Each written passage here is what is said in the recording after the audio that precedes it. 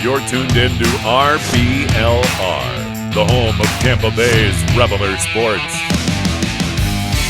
Welcome in, everyone, to RBLR Rays here on RBLR Sports, the largest, smallest, unprofessional baseball podcast on the interwebs.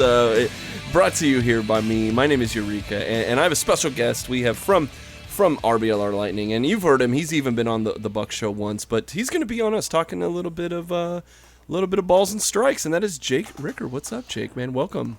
Nothing much, man. Thanks. Yeah, I'm excited to talk some Rays baseball, man. They've been on a hot streak right now, 10 in a row, which I am super excited to get into and talk some baseball. Good old America's pastime. You know, and I kind of just wanted to go through this exactly right. This 10-game winning streak dating back to beating the Yankees 9-1, which was crazy because a couple weeks ago we were talking about, can they score a run? Can they hit something? Can they get something going? And definitely this week has been, I mean, I'd have to go back and see how many 7+ run games there were consecutively even. It's just been a complete flip, a complete 180 from what we've talked about. So since that Yankees win, and the Yankees were like the one team that we kind of hang our head on and said, yeah, we're doing bad, but we swept the Yankees out in Yankee Stadium, so we're not doing that bad. But another New York team, the Mets, we swept them here at the Trop. Then we went to Baltimore and decided, three wins would be pretty good there too. And then we came back home to the road, as we were, quote, on the road in Dunedin, Florida, where they are playing the Blue Jays. Right. And as we record, there's one more game, but pretty good week or two for the Rays, wouldn't you think? Yeah, not too shabby. You know, just quick little 10 wins, not too bad. And by the way, to answer your question, the Rays scored six consecutive games with 7 or more runs, which is beautiful. That is outstanding. That is beautiful. I don't know if they got a new brand of bats or they did some different pregame ritual, but whatever they're doing, they need to keep doing that because it is working. Great run to start things off right here. I mean, just everything went so well, and it's not only the bats that have gotten really good as of late, Eureka, but the pitching has continued to be really good. They're not giving up tons of runs, and even when they do, the bats have been there to help out, which has been a huge part of their success. You know, I figured, Jake, I'm going to go through all these games kind of one by one. Let's do it. Starting with the Mets, 3-2 win versus the Mets. You kind of set it up perfectly. Tyler Glasnow in this game goes 8. He 5 hits, 2 earned runs, 1 walk, and count them, double-digit, 10 strikeouts for Tyler Glasnow. And we pull out a 1-run victory with a Brett Phillips, our hometown boy, gets that ribby, hits a single, and they beat the Mets, man. What have you seen out of Glasnow kind of overall? I know we haven't had you on the show yet, so what have you seen out of Tyler Glasnow all year? He's been huge. You know, obviously losing Blake Snell for the Rays was a big loss. He was the ace for the Rays. He was the guy to get you through these kinds of games. And Glasnow, he has stepped up and taken that role and run with it right there. I mean, 10 strikeouts in 8 innings pitched. That is fantastic. Just 2 earned runs throughout those 8 innings pitched, too. I mean, and only one walk. It wasn't even a ton of walks either. Did a very good job. So he has definitely stepped up into the quote-unquote Blake Snell role, what I'll call it, for what Blake Snell was last year. And he's been fantastic. Yeah, so then the very next game is a 12-5 drudging of the Mets. And I mean, you got Joey Wendell going off. I mean, Joey Wendell alone had 3 doubles, and the whole team had 8 doubles complete. So I had been talking about feast or famine and really about the long ball. Like, if they're not hitting home runs, they're not scoring runs because you're getting 4 runs on 3 hits. You know, things like that have been happening to this team. But now you finally everyone's having a wonderful time. They're scoring 12 runs there, and even you give up a few runs here or there. But I mean, Joey Wendell's another guy that I didn't have pegged as kind of an offensive breakout star, but yeah, he had a little bit of a dip a week or two ago, but he's been one consistent bat for the Rays. What have you seen out of Mr. Wendell? Wendell's been fantastic. He's a nice utility player as well. It's something that's really underrated from his game is he can play all over the place. But in this game, he was fantastic. With 5 at-bats and 4 hits, 2 RBIs, did a great job in this game. I think he really has taken over that utility spot and been great for the Rays wherever they need him. I think that's the key for him. And a lot of people were good in this game, Eureka. You had Yanni Diaz. He was 4 for 3 in this game. Even Austin Meadows 4 for 2 or 2 for 4, excuse me. Just overall, a lot of guys getting a lot of hits in this game, and obviously he scored 12 runs, so they did a great job of taking the bats alive in this one. Well, and two, even on the other side too, and I think this is going to be a theme as we go through, is that there hasn't been a lot of opposition players that had a crazy 3 for 4, 5 for 5, 5 for 6 with all these RBIs. Pitching's been pretty solid overall. In this game, you did have 3 guys for the Mets that hit home runs. Frankie Lindor being one of them. But it almost didn't matter because no matter what you did, I mean, you're not going to outscore 12 runs in most games. So it's just kind of all the little things adding up, those being double in this particular game. The Mets then finished up with a nice 7-1 loss to the Rays. And this was kind of the if 2 or 3 guys homered for the Mets in the last game, this was the whatever you can do, I can do better. As Manny Margot, Willie Adames, and Brandon Lau all hit home runs off of really good pitching. Marcus Stroman, he was their big addition. He only had 5 hits given up, but and 1 walk, but unfortunately. He also only had 1 strikeout, and the Mets weren't able to kind of capitalize on a decent day from Stroman. Countering him, and then I'll get you in here, but countering Stroman was Josh Fleming, and he had an okay day, 5 innings pitched. He gives up 1 hit, and he strikes out 5. So not fanning a lot of guys, but really just kind of workmanlike getting it done. What was your thought on the Mets over the last couple games in the series? For this game, if I look at it, if you take the first game the Rays and Mets played, and then you take the second game they played, put these 2 together, this was the combination effect of those games. Because for at least from the Rays' perspective, or I guess for both teams anyway, but from the Rays' perspective, you had really good pitching in the first game, then you had a really good offense in the second game. This game, you had both. You got your 7 runs. You got your pitching to only hold the Mets to 1 run. This was a great job by the Rays overall, and like you said, to take it even to a very good pitcher for the Mets in Stroman. So they just a fantastic. I think you could look at this 3-game series right here. I know they played well against the Yankees, but the Yankees had kind of been struggling for the most part.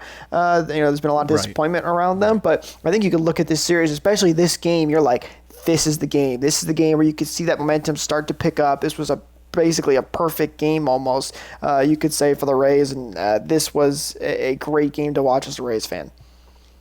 Yeah, and there's little bits out of every game, because what was great is that they were winning, and they were each of these games was just a little different than the others. Like, there wasn't, I can't sit here and tell you over 10 games that, okay, they were lucky they hit a bunch of home runs and that's why they won. I can't tell you that they had just dominating pitching performances, because they were ups and downs, but for the most part it's been kind of steady. Nothing the Glasnow 10 strikeouts was phenomenal, and there was one 2-hitter that we'll get into in a second, but for the most part it's just kind of been steady, good play overall as a team. It's been really fun to watch this team. What were your thoughts with the first game against the Orioles being a sick?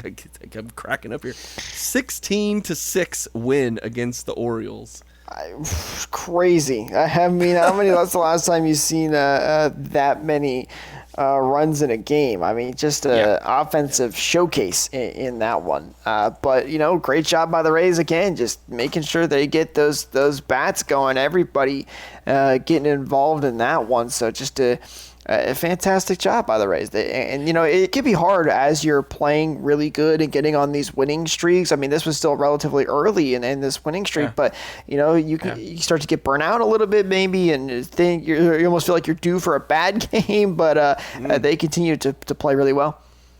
Well, kind of, yeah. So my little nugget, my little different way that they won this game was that Luis Patino actually got roughed up a little bit. 3 1/3, gives up 6 hits, walks a couple guys. He gives up 4 earned runs, but he does strike out 6 over 3 1/3. But so you're unfortunately you're giving up some runs. You're striking out some guys. It's kind of a mixed bag. But then you turned around and offensively, you had 5 home runs in this game. Mike Zunino had 2 of them, and once you get that run support, Patino gets out of the game after the in the 4th inning. The bullpen combines to give up 1 singular hit over the next 5 innings, but the Orioles were able to tack on a couple. But I mean, that's just like fun. I mean, you're hitting homers, you're getting good pitching on the mound. It was a different way that they were able to win this particular game. And it's really just showing that like this team is deep, and we had said that in the beginning of the year. I think. Well, actually, I have you on here. What were your thoughts? How did you see the team starting, and before the streak? How were you feeling about the team now that we're midway through it? Yeah, well, I mean, coming into the season, I think I expected the Rays. You make the World Series, and you end up losing that. They ended up losing a couple pieces, so you thought, this is the type of team that finds these guys who you don't expect much from, maybe even quote-unquote washed-up guys, and they start playing really well together. So I expected the Rays to do pretty well coming into the season. I thought maybe they'd take a step back, though, after losing a big guy, someone like Blake Snell. And it kind of looked like I was feeling a little right at the beginning of the season with the way things were going. But then they started getting better. They started making adjustments, and they've turned on the jets right now.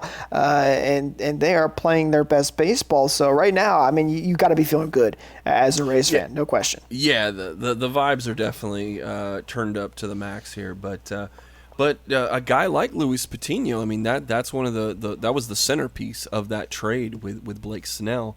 Have you been able to see enough out of Luis Patino? How do you feel about him in his kind of rookie year here? I personally haven't got a ton of time to be able to watch him and judge him, but I think he's done all right. It's really hard to judge trades even still this early, Sure. So I think you got to still give it. And listen, a guy like Blake Snell, he's going to be almost impossible to replace. From what I've been hearing, he's been doing really good in San Diego as well. So he's really, really hard to replace. But the way the Rays are playing right now, you got to think it did work out for the most part pretty well for both teams at this point. But it is still early; things can change. I mean, heck, just look at the start of this season, and for the Rays where they weren't playing good, and then all of a sudden everything started to turn around. So you never know. I think you got to kind of wait on that and see how the rest of the season plays out. Yeah, the next game they played against Baltimore was a little closer. It was 9-7. Again, just all this offense coming out, and they were going against another phenomenal pitcher. That'd be John Means of the Baltimore Orioles. He goes 6 innings. He strikes out 6, and the Rays are actually down by 5 runs after the 2nd inning of this game. Ryan Yarbrough. Eventually he went 6 innings, but he gave up 3 home runs, and it was not looking very pretty up until you get a little bit of offense in the 5th. You get 3 runs in the 5th, 3 runs in the 7th, 3 runs in the 8th, and even Randy Rosarina being your star here, 2 home runs for him. So you're getting multiple home runs in multiple games throughout this stretch from different players. It was Wendell. It was now it's Randy Rosarina. a back and forth, another way to win though, another way, a comeback victory now, where you're down, you get back, and you got another so-so performance on the mound. Just kind of like I said, mixed bag, and it ends up working out for the Rays. But Randy Rosarina, man, what were your feelings about him this year? I mean, I've loved Randy since the day he got here. I think every Rays fan has. He's been so much fun to watch. But he's been great, especially on this streak. He's just that type of guy that has the ability to just one swing of the bat, he can change the game just like that. He's pretty good defensively as well. He can make plays, but he's been great, especially on the streak, playing really well. But the key, I think, Eureka, here is what you said: another way to win, right? In baseball, when you play so many regular season games, you're going to have games that don't go your way. You're going to have games that you struggle in. But if you can find ways to still come away with the win, I mean, this goes back to any sport, really. We've talked about this on the Lightning podcast before, where, good teams find ways to win despite what's going on with the refereeing or umpiring or whatever it is. And that's what the Rays did in this game, which is a key part of their streak as well. Yeah, I mean, it's kind of moving on a completely different way, is that after the very, very, very close game that they have in this comeback victory, they just demolish Baltimore in the final game of their series. I mean, you're looking Joey Wendell, 4 for 6 with 2 solo home runs. Randy Rosarina, 4 for 6 with a 3-run home run. But this would be the guy that I'd point out in this game is 10-1, okay? Rich Hill. Here's a guy that I just kind of put through the wood chipper 1 week into the season. I was like, oh, God, I was ready to just already get rid of this guy. And here he has come back over the last few weeks and kind of, not that I need to be like, you need to prove me wrong, but he's been definitely way better than I thought. It's been a good kind of reclamation project for the Rays. In this game alone, he goes 6 innings.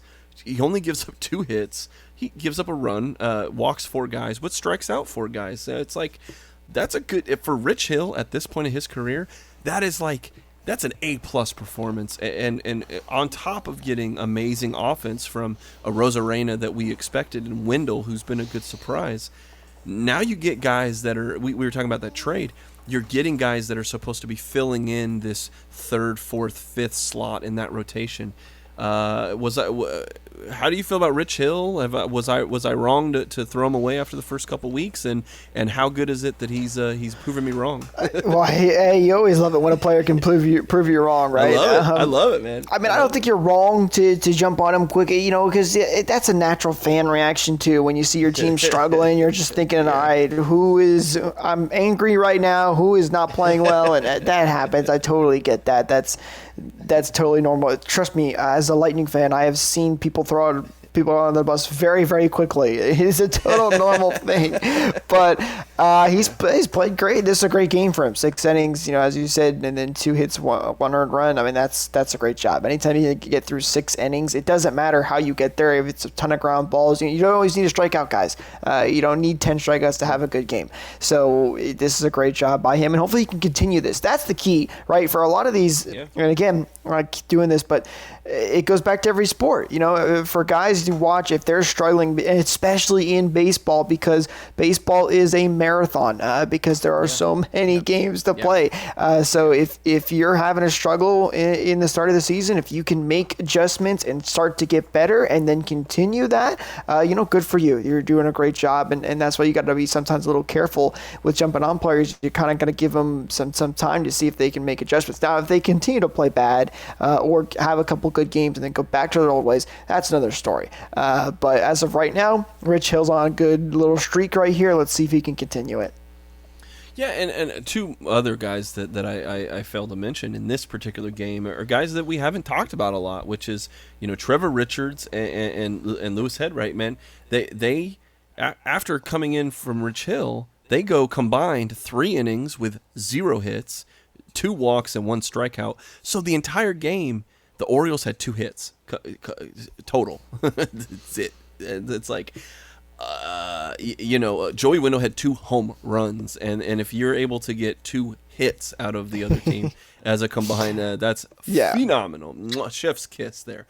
So then they packed up. They were in Baltimore, and they continued their air quotes road trip as they took a trip to Dunedin to play the Blue Jays. Have you, Jake? Have you been able to? Have you been out to Dunedin? Have you seen the Blue Jays facility they have out there? I have not, but I've seen some people that I follow on Twitter that were at the games, and it looks like a very nice little facility out there, which is pretty cool. And I'm sure it's fun for the Rays being down there in Florida, kind of almost having like a quote unquote home game.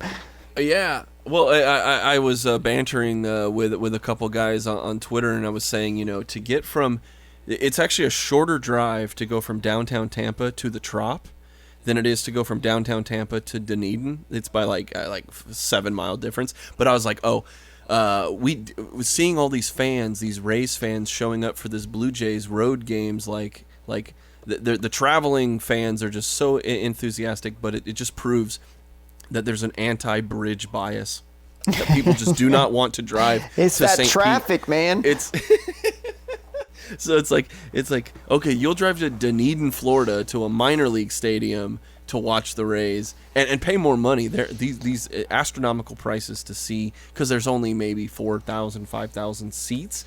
Right. Even if COVID wasn't a thing, there's like very limited seating. They still have like cutouts behind home plate and stuff at TD Park. But I had a little bit of fun on Twitter about that one. But so the first game here, a little different. So Tyler Glasnow actually comes back down to earth in this one. He goes 4 2/3. It gives up 9 hits, 5 earned runs, 1 walk, only 2 strikeouts, and he gives up 2 homers. Unfortunately, this was Glasnow kind of showing he was human. What do you expect? You can't be Superman every game. Right. It's just been phenomenal. Exactly. So, but you're gonna get one of these out of your ace from time to time, and this was crazy, back and forth. It was tied 5-5 in the 12th inning. Did you get to see the finale of this particular game, Jake? I did, and what a finale it was. Yeah, man.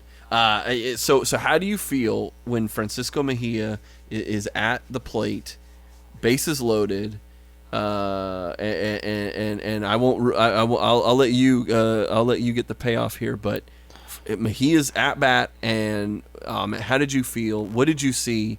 You gotta let me know, man. You're just thinking, oh my god, like Rookie of the Year. You're just like, oh my god, just do something, help me out, and then it comes in the clutch there.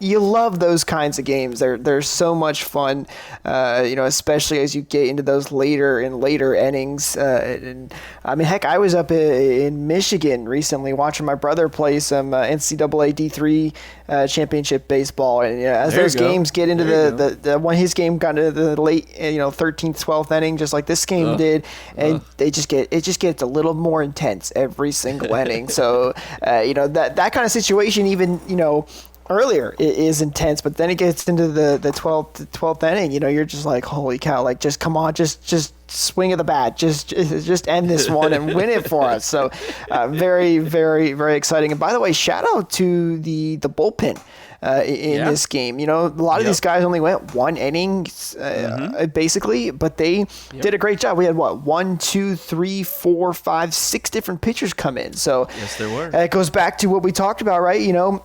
As you said, your ace can't be Superman every single day. You got to have guys come in and pick up the slack sometimes, and that's what they did. And that's what good teams do to find ways to win, and that's why they're on this 10-game winning streak. Yeah, up until the 7th inning, it was back and forth at 5-5, right? And then from the 7th inning until the extra innings, they were just goose eggs.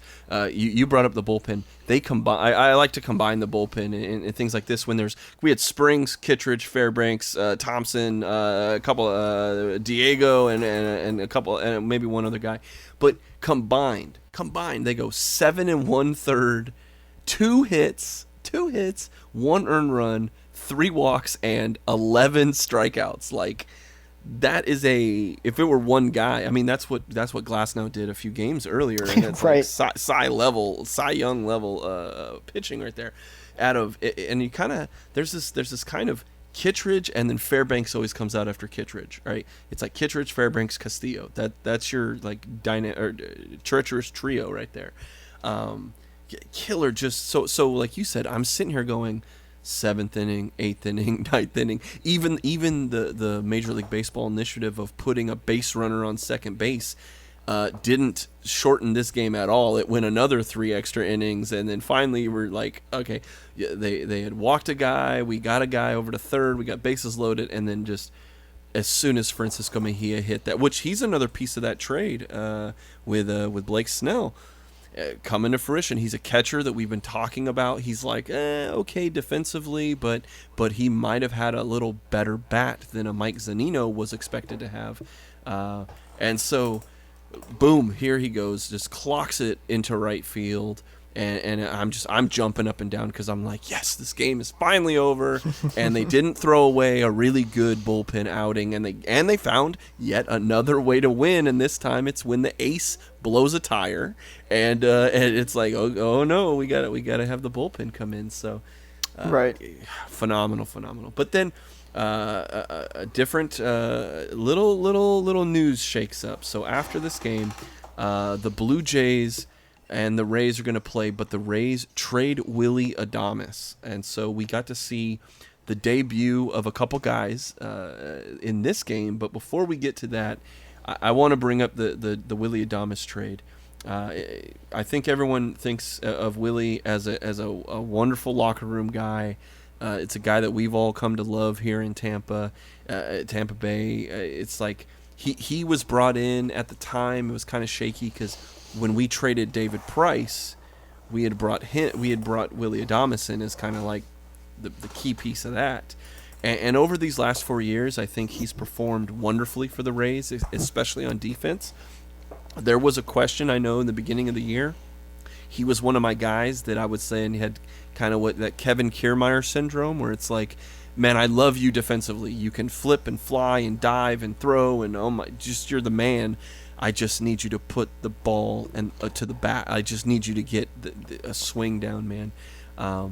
And because of those offensive, I don't want to rag on him because he's not here anymore, but because of those offensive deficiencies, it was almost certain he wouldn't be the shortstop of the future, especially when you've got Wander Franco kind of looming over that big league spot. So I'll turn it to you, Jake, man. Willy Adames, any thoughts of his tenure here in the Rays and as he moves on to Milwaukee? Yeah, obviously he did a great job when he was here in Tampa Bay. He became, almost a fan favorite a little bit. I know a lot of people really enjoyed him in his time here, but this was a long time coming kind of thing for the Rays because I don't know how many people know this, but the Rays have about 87 shortstops on their roster. Just about, yeah. Maybe a little bit less, but they have a ton of shortstops. So you knew this was coming because they just had so many different shortstops, and you kind of mentioned he wasn't perfect. He had some issues. Sometimes his bat wasn't going great. He was very good defensively, but again, as Wander Franco and one of the guys we're going to talk about just a minute that ended up getting called up instead of Wander, they showed why he was expendable at that point, and they got a couple pieces that I think will help them in the future as well, and now as well. I think it was one of the bullpen pitchers was one that came over. I can't remember exactly. A couple. If you have it in front of you, So So it's the right trade. I know it's a tough one for fans because they did enjoy him, but as they say, sports is a business at the end of the day, and you've got to make these moves sometimes. But it was the right trade and a good trade for the Rays. Well, it's a Rays thing to do, man. We talk about kind of a money ball or Rays ball or whatever you want to call it, but you get a piece like Willy Adames is still very young. He's going to, if let's say the best case scenario, he's going to be a centerpiece in that middle infield in Milwaukee for a long time. If he gets to his peak, right? If he finds a way to hit the ball, especially in the National League, he'll have a spot. So, but the Rays are bringing in the two main pieces are setup guy J.P. Fireeisen. He's an older reliever. But he's a guy that's ready to go into this bullpen that's had some injuries. So here you go. And then you also get Drew Rasmussen, who was a draft pick a few years ago that's made his way. He was a late round pick, a kind of mid round pick for the Brewers, but he moved his way up, and he made it to the majors in a very short amount of time, considerable. And so I guess the big thing, though, you had alluded to is that they didn't call up Wander Franco. Like, they didn't call him up immediately. I kind of speculate it's one of those kind of touchy-feely, hold him down for a certain amount of days, and then we get an extra year of control. And that's one of the mechanisms that are in these contracts and the way that Major League Baseball is set up. It's one of those Rays ways of doing business. But I instead want to focus on the guy they did bring up, and that's Taylor Walls. Him and Feyereisen both were able to get into this game against the Blue Jays. Taylor Walls, man, he hits 2 doubles in his very first game, and I think he's a guy that won't. He obviously won't be the shortstop, but he's a guy that can play multiple positions. He might be kind of one of those Swiss Army knife guys that the Rays always like a Ben Zobrist kind of guy is maybe the peak of that kind of player. That's kind of what I'm assuming. Jake, what do you see out of Walls, man? No, I think you're right. He's obviously had a great debut in this game. He is proving why he got the call up. The comparison to Ben Zobrist, I really like. I think that's a great comparison for him too, because it's an interesting situation again, because Wander is still in the minors. He can definitely come up very, very soon, and is a very highly rated prospect. So he's going to get the shortstop position eventually. What we've seen from him is great. I love what I see. So if he can find a way to play a different position, that could really work out very well for the Rays. But he was great in his debut. Great to see him get a hit so quickly, which is always really good for these young guys to get hot right away. It gives them a little bit of confidence. Sometimes it can be tough coming up into the show. And I will say this too, just to Walls had a higher batting average in AAA than Franco did. So I think that could also be part of the reason that they called him. I think Walls was batting like 320 something. Wander was batting like 269. So he did have a better batting average in AAA for what it's worth. But and again, in these couple of games we've seen him in, he's shown why he maybe deserved that call up. So I really like what I see from this kid. Hopefully he doesn't fall victim to a situation like kind of Adames did as well. Hopefully he can play a different situation and he doesn't end up getting moved away from just because the Rays have so many different shortstops. Well, I think it does 2 things for the Rays. Getting Adames out to a team that he can actually go play for, and bring up a guy that has been kind of log jamming some of these other prospects that right. I couldn't name all of the million of them that we have. But you're definitely right. There's so many of them. But here's a guy who. He can play second base. He can play third base. He can play, and obviously he can play short if needed to. So here's a guy that they can get out of the minors. They can use him right now in the majors. They could put Wander Franco in a more prominent role where he's at, right, and down on the list, down the ladder. Everyone kind of gets. It's kind of everyone gets addition by subtraction. Unfortunately, they have to give up a guy, but they flip him for, Feyereisen, I think, is a guy they're excited about having. I mean, they use him in this game against the Blue Jays. We talked about Walls having the doubles. Well, Feyereisen comes in. Shane McClanahan started the day. He had an okay day. He went 5 innings, gave up 4 hits, walked a couple guys, had 4 strikeouts. It's like, oh, this is a pretty okay day. Feyereisen comes in, though, in a very close game, goes 1 inning, walks a guy, but he strikes a guy out as well.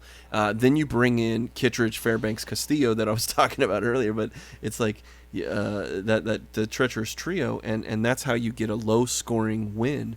But you're talking Walls did great, Feyereisen did an okay job, and I'm feeling pretty good one day into the into the trade, you know? No question about it. That's what you love to see when you make a trade like that. Your pieces make an immediate impact. That's always, beneficial for the team, showing that, well, it looks like maybe we did make the right move. Now, it's still very early, just as I said before. Of course. It takes a while to see how these things play out, but, a good start. Can't complain about that. And like I said, it gives these guys confidence as well for the future. Well, and two, I couldn't let this game go by without talking about Manny Margot, who's been a really good offensive weapon this year. It's tied 1-1 in the 8th, and like I said, you're getting pretty good pitching from McClanahan, Fireisen, Kittredge, Fairbanks, right?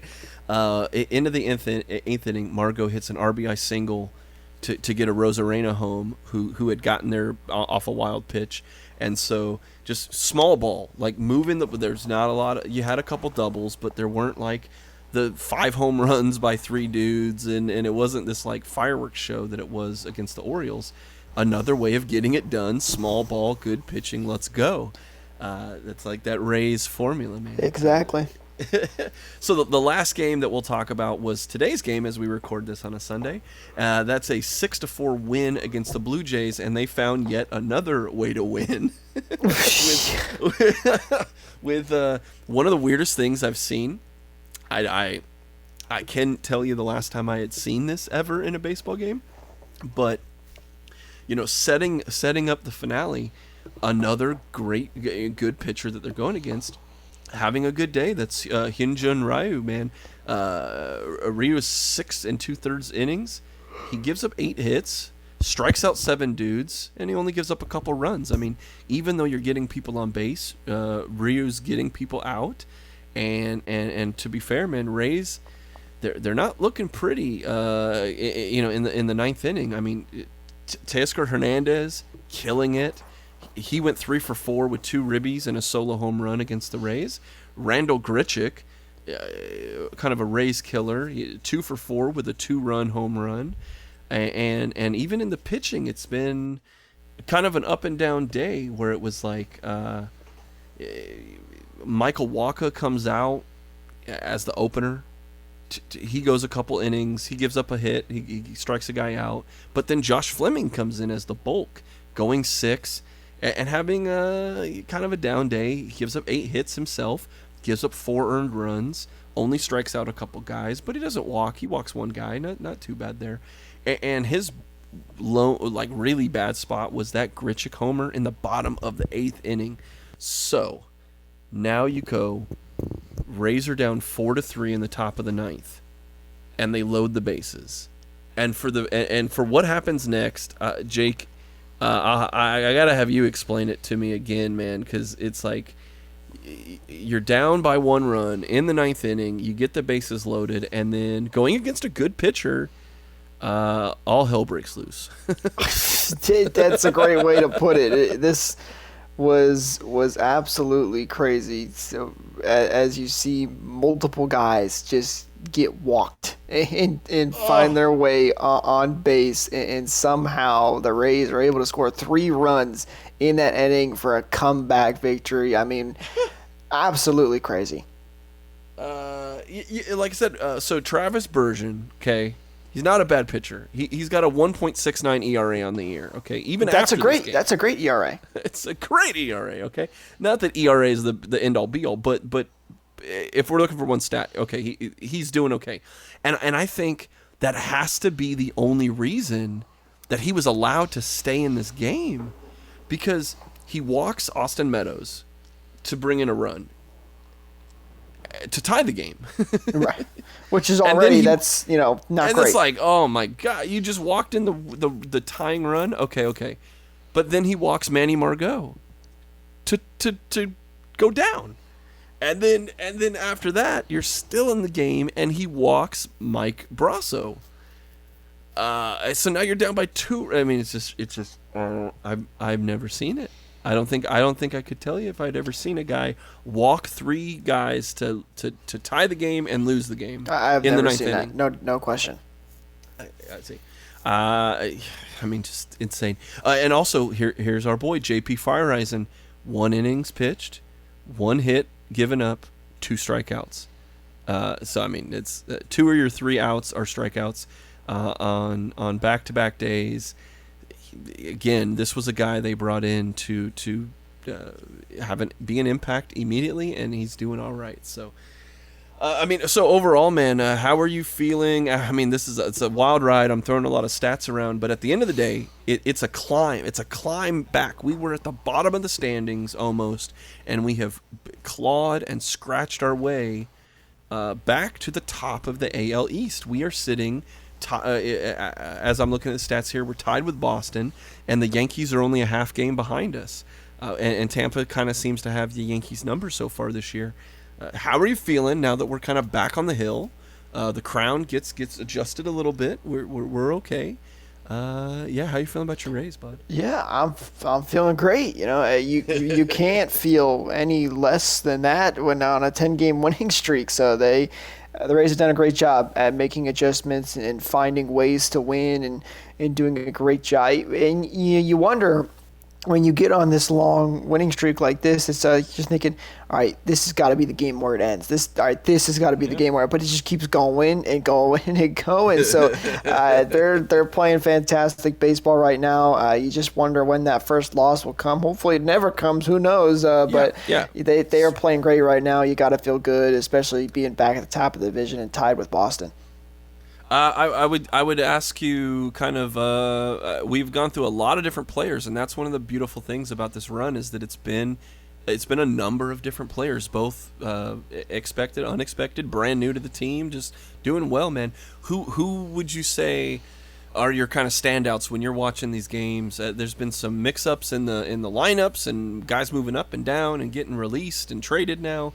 Who are your go-to guys right now for the Rays? Yeah, well, I mean, that's a great question because you're right. There's so many guys over this 10-game winning streak so far that have played so well. As to go-to standout guys that are always there, Randy or Rosarina is an obvious one, I think. Yeah. Heck, Mike Zunino has been fantastic this year. He's got 11 home runs on this season, which is just great to see. So those are my two pretty consistent guys. We mentioned Joey Wendell. He's been batting really well. On the pitching side of things, Tyler Glasnow, he's been solid. But I also, as of late anyway, I have to give credit to Taylor Walls. He has been fantastic in these first two games that he's played, so I can't wait to see how he continues. Just kind of looking, I kind of like to use OPS Plus as a good kind of, it's not an end-all be-all stat, but it's a pretty good stat to show because it shows versus it's on base plus slugging, and then it's also adjusted for like the average basically of the league. And so you're looking at guys. This week has been a good stats bump for a lot of guys, but you're getting amazing production out of a Rosarina, Wendell, Mike Zunino. He's right now on the year. He's about 50% better than you would expect an average catcher or the average player to be. And that's a guy that we were a huge question mark on. Just a huge question mark on. He can hit homers, and he has definitely done that. But can he pull that around? And so, here's a guy who he's got a low batting average, but his on base percentage is just about almost 300, and his slugging percentage is going crazy. Your OPS is just phenomenal for all my stat nerds out there. But even to get a guy back in the lineup like Ji-Man Choi, that has been, I think, we haven't said a lot because he hasn't had like a multi-home run game or nothing, but he's been a consistent guy at first base. You got him, you got Yandy Diaz kind of platooning at first, and Yandy's been just about what we would expect. And then G-Man, it's a small sample size, but he's doing great, man. I love that you brought up Zunino too. It's another guy that he hit a couple homers in a game, but he's been consistently hitting the ball. On the other side, on the mound, man, it's gotta be, man, getting what you're getting out of Kittredge and Fairbanks out of that bullpen has been awesome. Ryan Thompson has been good in the games that he's been in. Glasnow obviously is still on a tear throughout the league, other than the one bad game that he had this week. But it's just been a solid bullpen performance. Like we haven't had. We unfortunately we've had injuries to the rotation, but even Rich Hill has battled himself back up to like a respectable stat line this year. So as we sit today here in towards the end of May, it's very, very, very encouraging because a lot of these questions that we had, they've been answered in a positive way in this last 10-game streak. Right. So you could basically sit here and name every single player on the Rays team. Of course, is how well they've been playing. I think the key though will be once they do eventually lose, because it will happen eventually.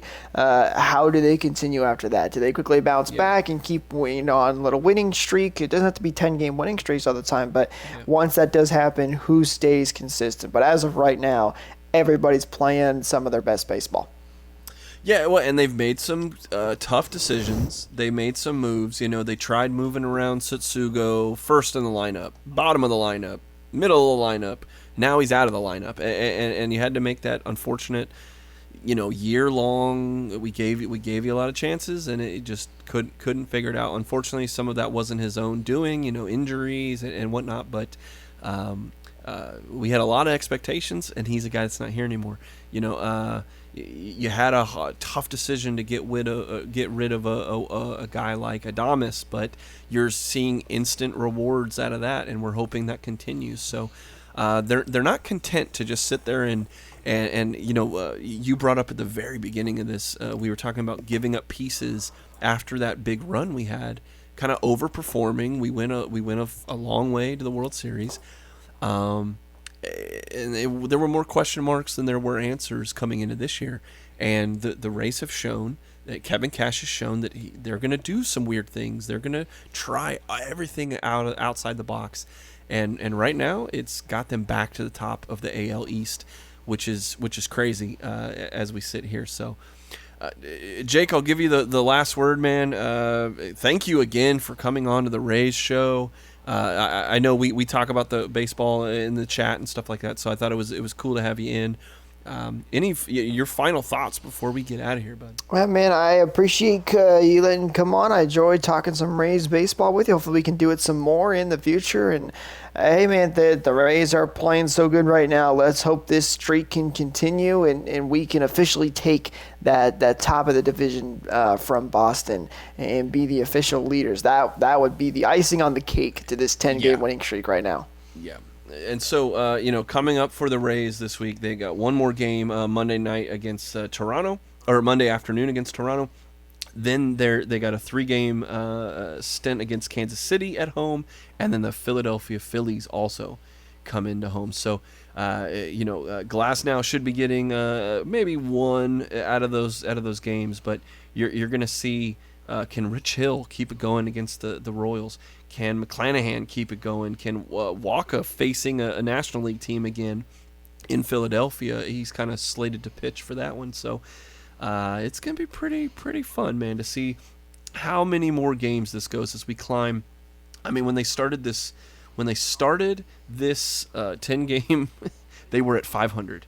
They had lost to New York 1-0 to go 500, and then since then it's been an amazing ride. So for all of us here at RBLR, man, we cannot thank you, the listener, enough for sticking around and listening to this on your commute or on your lunch break here. If there's one more thing that I can beg you before we get out of here, let's get a streak going of people liking and following us on Twitter, Instagram, Facebook. We are at RBLR Sports. And wherever you're listening to this, if you're on iHeartRadio app, if you're on Spotify, if you're on Google Podcasts, Pocket Cast, wherever you're getting this, hit that little follow, hit that subscribe button. It helps us out immensely. It takes maybe a second for you to do it, but it means the world to us. Hey, so. for every like is an extra win for the Rays on this 10-game winning streak. An angel gets his wings, or Mike Zunino keeps hitting home runs. There you go. So, Jake, man, thank you so much again. Listeners, thank you so much for tuning in. And for me, I am Eureka, and we cannot thank you enough as we say good night, good week for the Rays, and see you next week.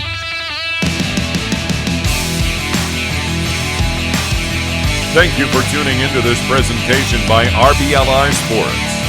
On your way out of the stadium, please remember to like and subscribe.